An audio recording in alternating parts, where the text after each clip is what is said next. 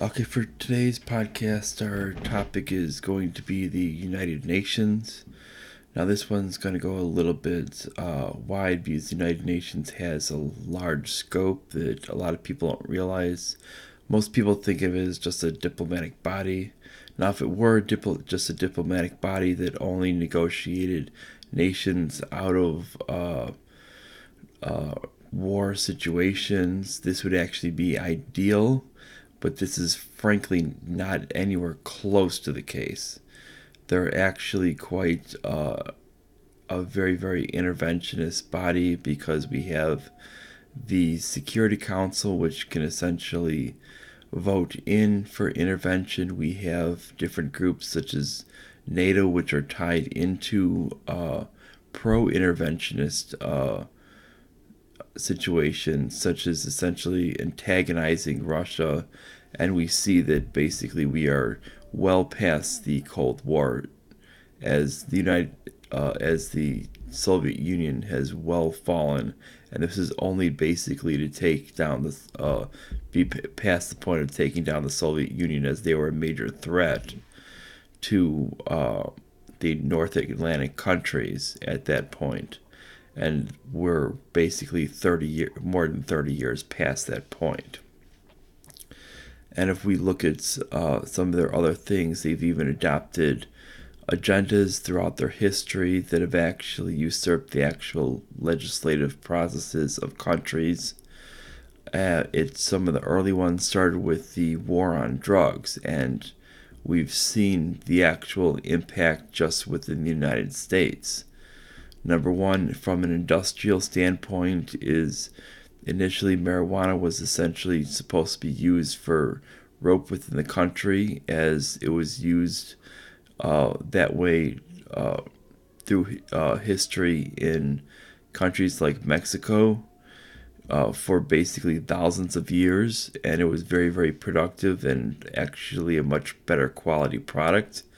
But because of other major industry officials wanting it to be banned, they went through the UN as one of the major factors to block this. Now, wasn't just in the United States, it was also well beyond the United States that did this. But since the United Nations is located in New York, there were a lot of business interests that could actually propose this, being to help out the timber industry, which was one of the major industries that was making such things.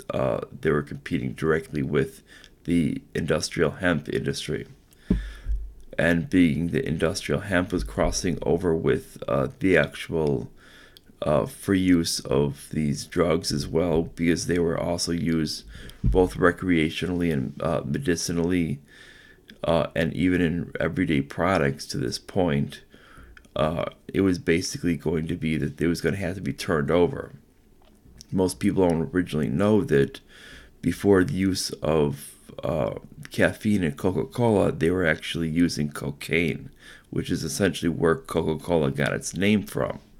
It wasn't until this flip over that they actually started using caffeine as a direct replacement to actually replace the stimulant to get rid of some of the acidic properties of the natural drink itself. And when they did this, that was actually one of their first early changes of the recipe. So when people talk about the original Coke recipe, they really can't go to that because essentially it's illegal. But beyond that point is this is part of this war on drugs. There was also, when it came to some of the early cough syrups, they were using such things as morphine. Well, morphine is not exactly able to be done over the counter anymore. Most often it's only distributed in hospitals, and especially with this whole big blowout of this opioid crisis, which is really just blown way out of proportion. It's actually what's coming off the streets and not what's coming directly from prescriptions, and that's another issue as well. But this is another thing that's coming from this war on drugs, And this all stems back to the United Nations agendas that they create. They've also done this to create these really radical ideas on climate change that have really not even been based on fact, as they've been pretty much been put together by essentially lawyers and lawyer-funded groups and governments that essentially are telling scientists you must come up with this result so that we can produce a report. Well, when they get these, when they come up with this report saying 97% approve, this is after essentially shopping out scientists to get this amount, because when you notice the amount of scientists that have actually signed on, the amount is actually exceptionally low for something in which you should be able to proclaim a 97% approval. And most of that 97% of approval is actually a lot of bureaucrats and a lot of politicians within that 97% that they're proclaiming as 97% approval. Not many of those are actually scientists. So what was actually happening was, what they were doing is they were actually shopping through scientists to actually say, yes, I agree, and which is showing that they were essentially applying force, saying, you want this money for funding, you have to essentially come up with this agreement on this idea of climate change, which is really not the way science should work, which is why we go back to why we don't want science publicly funded. We want it privately funded so that there's no types of intervention into it, to where we get people trying to come up with a solution before the actual problem is looked into. And we also find them trying to support ideas of such things as coming out with the ideas of smart cities. Well, smart cities, I hate to tell people, but these have been done before. This was done in the Soviet Union. The ideas of these 350 square foot condos, they're done before. And these are these buildings that essentially are now being torn down because they're filled with basically drug addicts, because of basically these are nothing but high-rise buildings in these horrible neighborhoods. And what they try to pursue right now is this idea that these smart cities are going to be great, and it's going to be wonderful for these people that they can live in these 350-foot condos, and it's going to be wonderful businesses. And the reality is you cannot guarantee any of this. When you start doing this and you start charging high prices for these condos, you start charging, and then you start basically saying, we're not going to allow any actual cars within these regions, or limited cars passing through, and we're going to have rented bikes. Nobody's going to own bikes, and everything's going to be stocked with these smart appliances.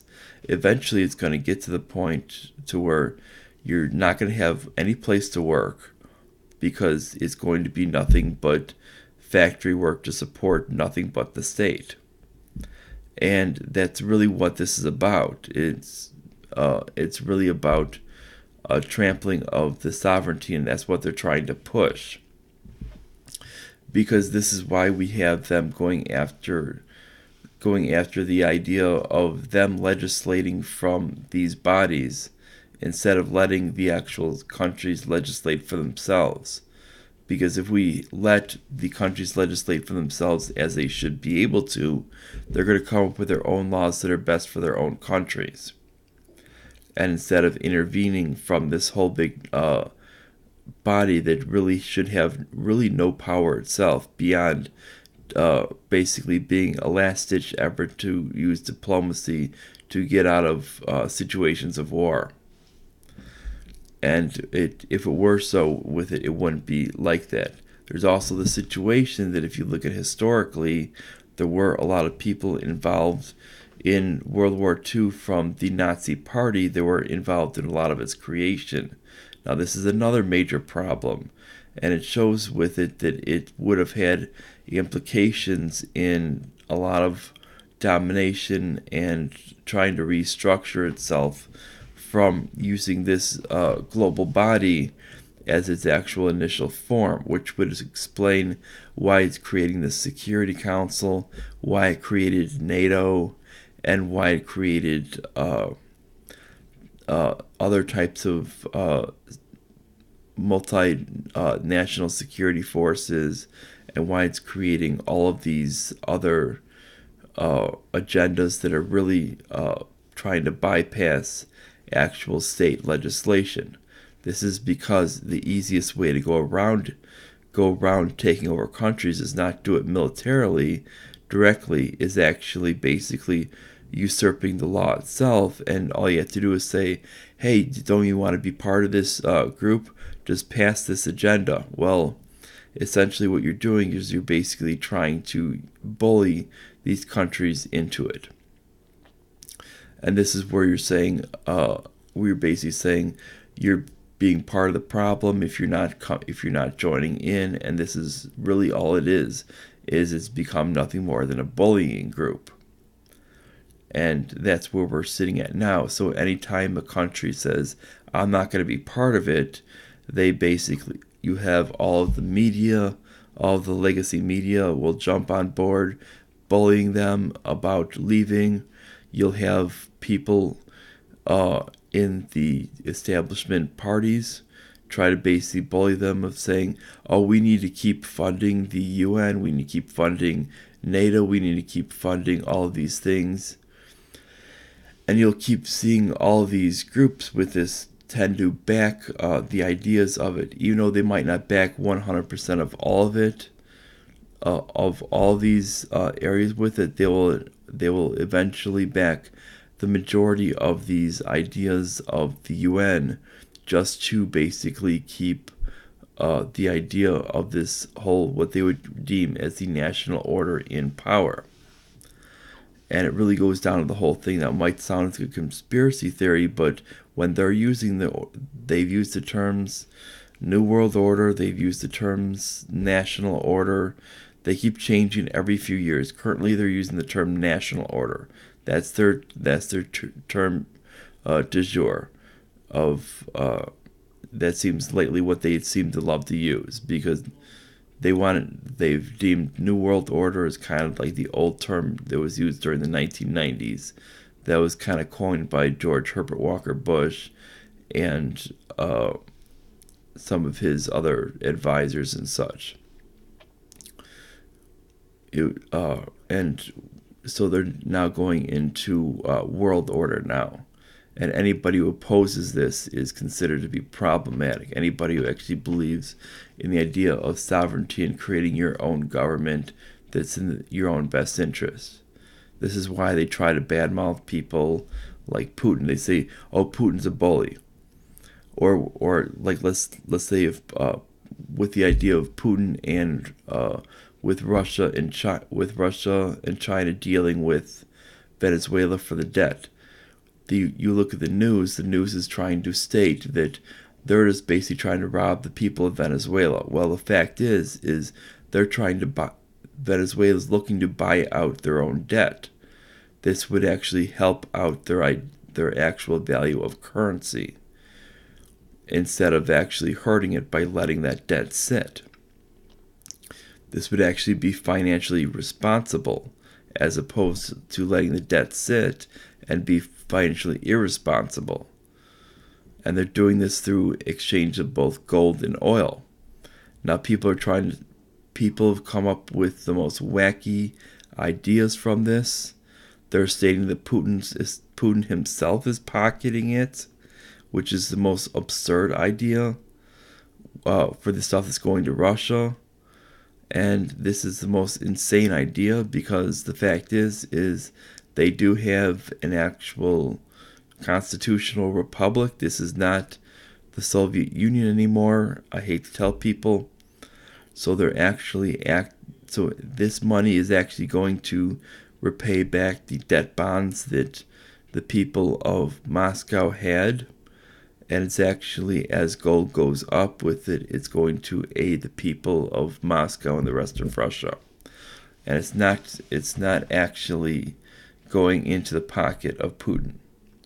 It's essentially, it's going to just replace what the treasury bonds that they had in the actual banks that they had there. They were holding those, and those treasury bonds are essentially going to be sent back, and those bonds are essentially going to be destroyed because they've been bought off. And they've actually been neutralized in their system down in Venezuela. So that debt's gone. And the same thing's going to happen with China. China's doing the same thing. These aren't people that have actually pocketing the actual money. It's actually resettling debt. Now, what the U.S. is proposing is actually going to do much worse, and with the U.S. and UN have proposed is going to do much worse for the country, which is to actually intervene within the country and promote some guy that has not even gotten one vote. And it doesn't matter if you, because for me with it, I'm completely against socialism. I felt it destroyed the actual country of Venezuela, but the fact is the people need to sort that out themselves. And what is actually first and foremost is if they're going to be financially responsible and actually start paying their bills and doing it through this way, this is actually a financially responsible act. And this is something that's actually good. So we do not need any type of body, be it the UN, be it NATO, be it any other country within NATO membership, actually intervening into their affairs. And this is why the fact is NATO is not really about diplomacy. We've seen under NATO that the actual amounts of war has actually gone up because they've sanctioned war instead of allowing war naturally to be declared by these countries alone. If you essentially get rid of the UN and NATO, you will actually see that countries actually have to declare war. There's actually been, essentially since World War II, the United States has never declared war. And we can argue about the fact is how the U.S. got into wars previous to that point of World War II and before. But what we cannot argue is we cannot argue for the fact that the U.S. has not declared war since World War II. This is essentially unconstitutional. Their validation is the UN gave them authority. Since the UN essentially is giving them authority, the UN is essentially dragging them out there. This means everything from Korea to everything to current day, the UN and NATO have essentially dragged them out to every one of these countries just because they thought it would be a good idea. This means the UN is not promoting peace. They're not a diplomatic body.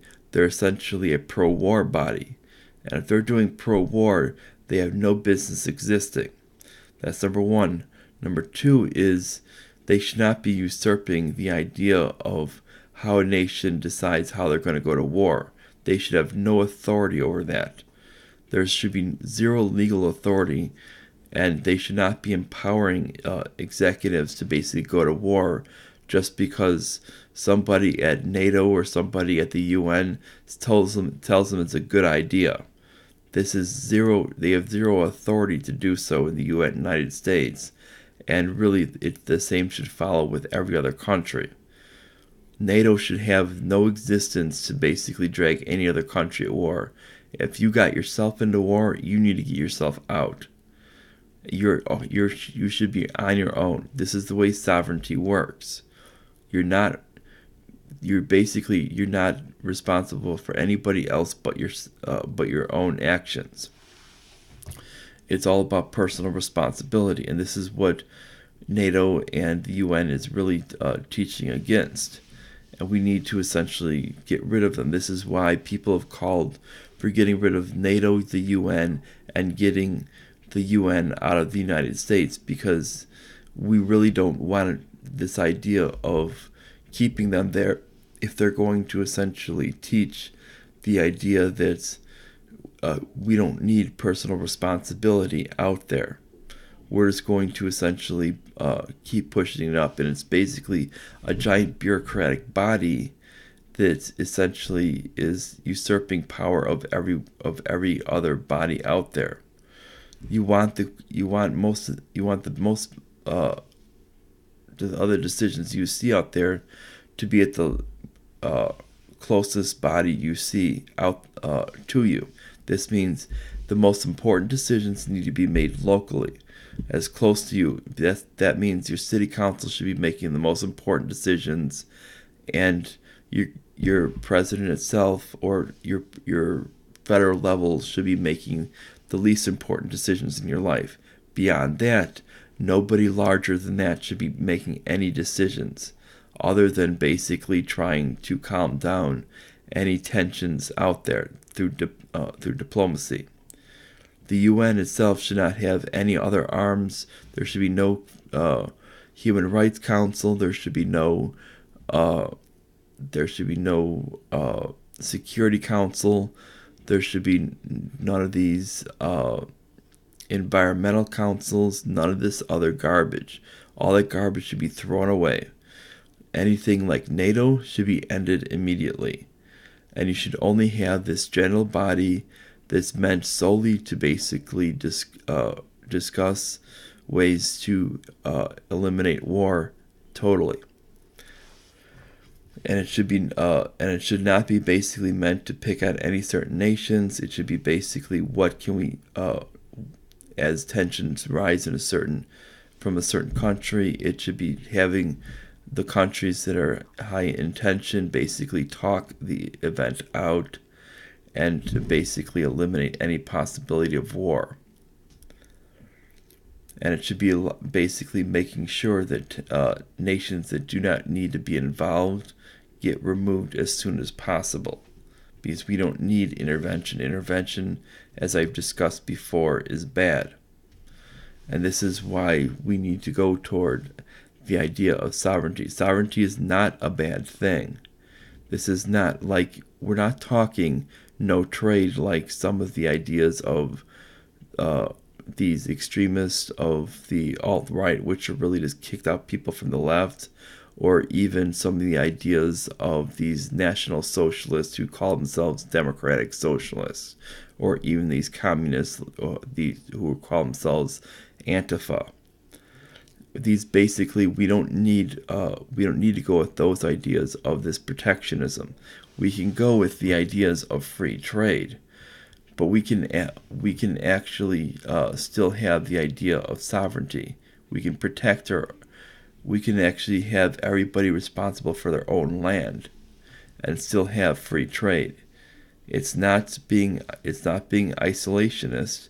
You're basically only protecting your own land, and then when it comes to actual trade, things that matter, you're being able to be willing to deal with any other country. Now, when it comes to immigration, I will probably touch upon that issue later, but I might see if I have a planned point on that at a later date with it. If I don't, I'll probably hit that later today. But if you like this, subscribe, and click the notification bell. Please share this with your friends on social media and anyone else you can think of. Try to share it publicly so I can get as much feedback. If you have any comments, please leave those down below. I'm really open to answer anything. And I will see you later today. Bye.